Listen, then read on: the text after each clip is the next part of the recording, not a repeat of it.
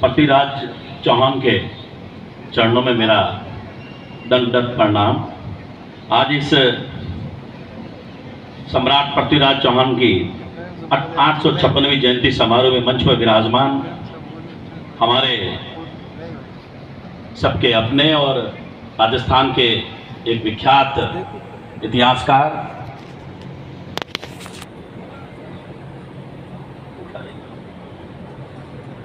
औकार सिंह जी लखौट साहब, मंच पर विराजमान हमारे महाराजा साहब सिरोही रघुवीर सिंह साहब, मंच पर विराजमान पूर्व राज्यसभा सदस्य नारायण सिंह जी माणकलाल साहब, मंच पर विराजमान हमारे श्रीमान चक्रवर्ती सिंह जी जोजावर साहब, मंच पर विराजमान श्रीमान शिव सिंह जी राठौड़ साहब, हमारे हरमान सिंह जी खांगता साहब, मंच पर विराजमान युग प्रताप सिंह साहब, मंच पर विराजमान श्री कवल प्रकाश जी, मंच पर विराजमान गोपाल सिंह जी रूदिया साहब, इस संचालन समिति के राम सिंह जी रोहिणा साहब, गोपाल सिंह जी बलासरिया साहब, श्याम सिंह जी सजाड़ा, राजेंद्र सिंह जी, और स्पेशली आज जो ये रक्तदान शिविर चल रहा है उसके संयोजक राज बहादुर सिंह जी।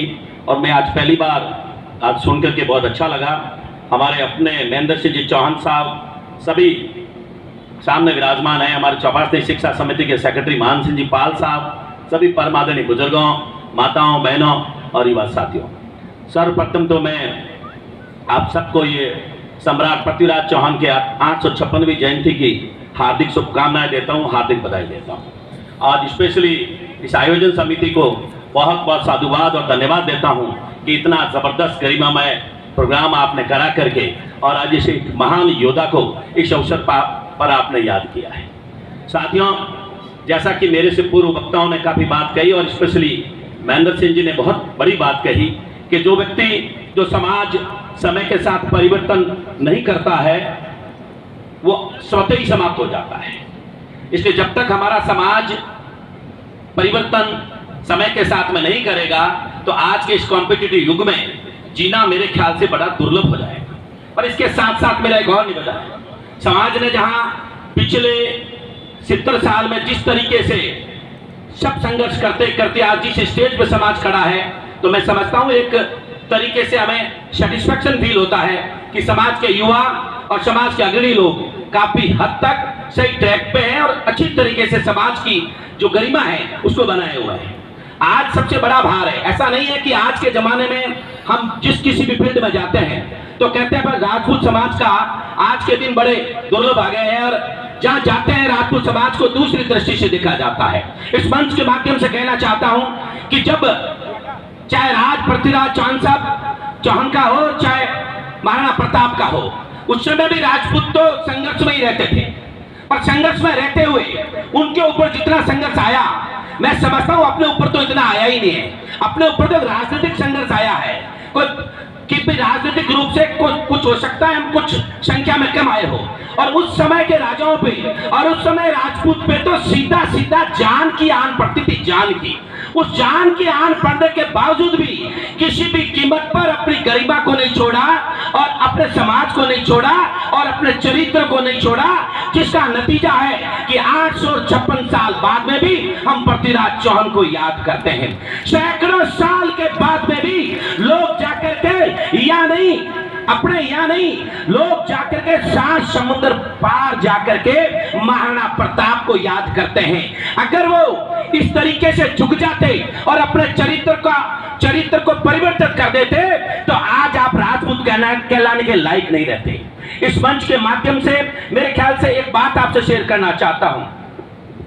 आप लोगों ने एक वीडियो सुना होगा डेफिनेटली, मैंने मेरे फेसबुक पे डाला, कितने लोगों ने देखा? शिव सिंह साहब, मैंने एक वीडियो डाला मेरे फेसबुक पे, उस वीडियो को 48 लाख लोगों ने देखा, 48 लाख लोगों ने। और वीडियो क्या है आपने करीबन देखा होगा, यहां से आज तक की एक पत्रकार यूक्रेन जाती है, इसी अभी युद्ध चल रहा उस चक्कर में, युद्ध में जाकर के एक सिपाही को, जो यूक्रेन का सिपाही है, उससे जाकर के पूछती है कि भाई तू यहाँ का सिपाही है, तू किस तरीके से तेरे देश के लिए किस तरह से लड़ाई लड़ रहा है?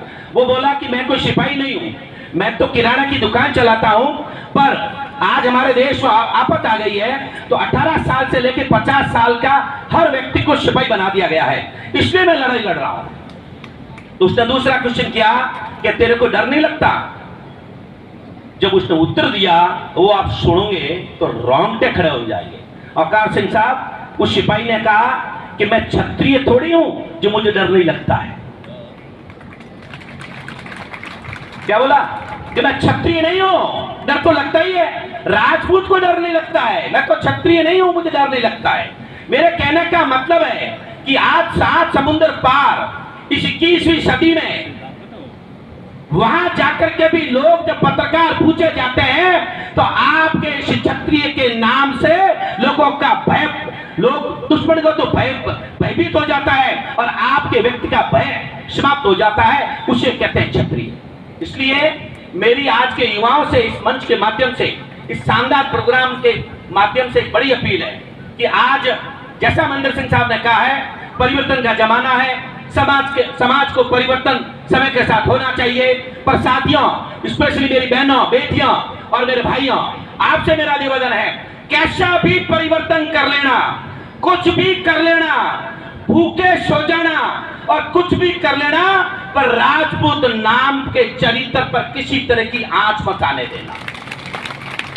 आप किसी से भी शादी कर लेना, चाहे राष्ट्रपति अमेरिका का हो, आप किसी बिल गेट्स के बेटे से शादी कर लेना, अगर वो क्षत्रिय नहीं हुआ, पूरी जिंदगी आपको पछताना पड़ेगा, पूरी जिंदगी पछताना पड़ेगा। और आपने अगर अपने बीज को खराब कर दिया तो हजारों साल बाद में न तो कोई पृथ्वीराज चौहान को याद करेगा और न कोई महाराणा प्रताप को याद करेगा। हमारे पे आज आफत है, निश्चित रूप से आज हमारे पे जबरदस्त आफत है।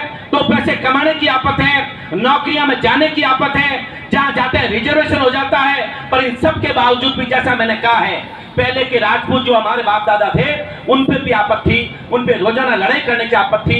हमको तो जाकर के 10, 20, 50 हजार या 50 लाख 5 करोड़ महीने की नौकरी की चिंता है। उनको हमेशा अपनी जनता की चिंता रहती थी। जब उन्हें जनता की चिंता पर क्षत्रिय से किसी तरह का क्षत्रियत्व पर उसने समझौता नहीं किया, तो मेरी आपसे अपील है कि समय है, यह भी परिवर्तन का समय है।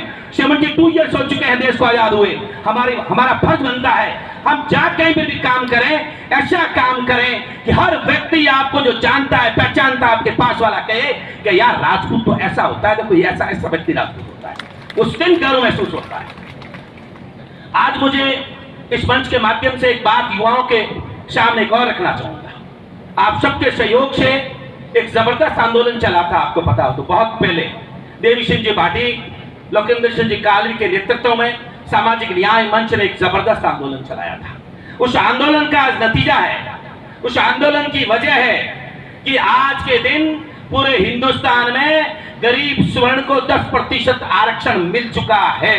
इस मंच के माध्यम से मैं देवी सिंह जी भाटी को बारंबार सलाम करता हूं। कोई व्यक्ति 151 की जमानत भी करा देता है तो समझदार आदमी पूरी जिंदगी उसे एहसान मानता है। भाटी साहब, आप और आपकी टीम ने ऐसा काम किया है, युग युग तक ये क्षत्रिय आपको याद रखेगा, जिसका नतीजा है कि जहां कहीं पर भी नई भर्ती खुलती है। अभी मैंने देखा कि टीचर्स की नई भर्ती आई थी, तो कल परसों 4-5 सिलेक्शन हुए लड़के मेरे पास में आए। उन्होंने एक लिस्ट निकाल के मेरे को दी कि साहब टोटल 200 की भर्ती थी, उसमें से हम लोग, मुझे बोला कितना, बोला 10% यानी 20 और 28 लोग हम सिलेक्टेड हो गए, और 28 में से 20 कौन है? उस रिजर्वेशन कोटे से है।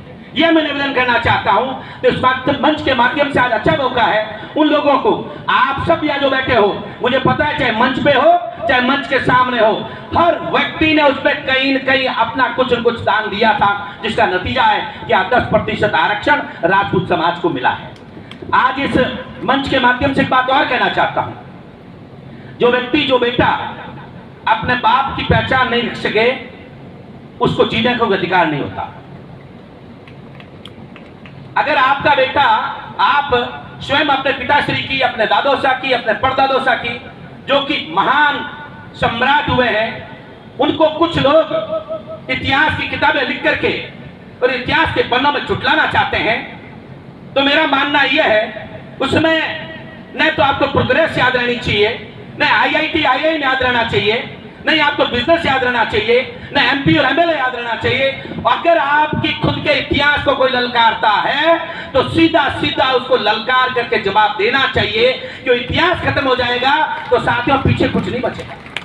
इस मंच पर बहुत ही विद्वान लोग बैठे हैं, महाराजा रघुवीर सिंह साहब विराजे हुए हैं और औकार सिंह साहब विराजे हुए हैं, इसलिए मैं उनके इतिहास पर ज्यादा नहीं जाऊंगा और आप और इनके बीच में भी ज्यादा समय नहीं लूंगा।